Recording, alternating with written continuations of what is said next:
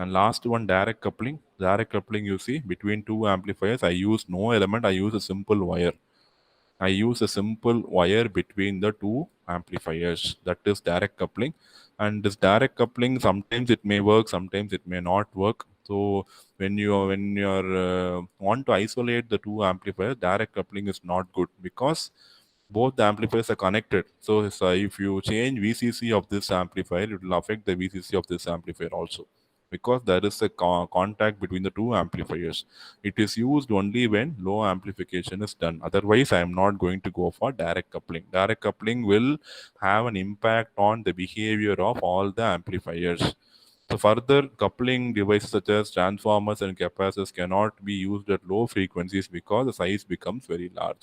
So when you in the three types of coupling, direct coupling is only used for low frequency, whereas capacitors and transformer based coupling cannot be used for low frequency because their size becomes exceedingly big. So those capacitors and transformer can be used for very high or high frequencies, and for low frequencies, if you want coupling, if you want any coupling circuit to be designed, you can go for direct coupling. So the amplifiers using the direct coupling are called as DC coupled amplifiers or DC amplifiers. Okay, the direct coupled or DC amplifiers.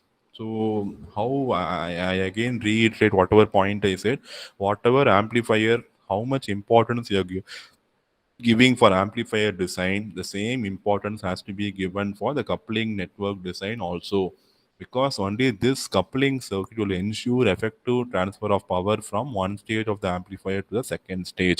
So if you don't design this coupling circuit effectively, then the entire cascading will go. It will not be a successful one. It is going to fail miserably for your circuit. Okay.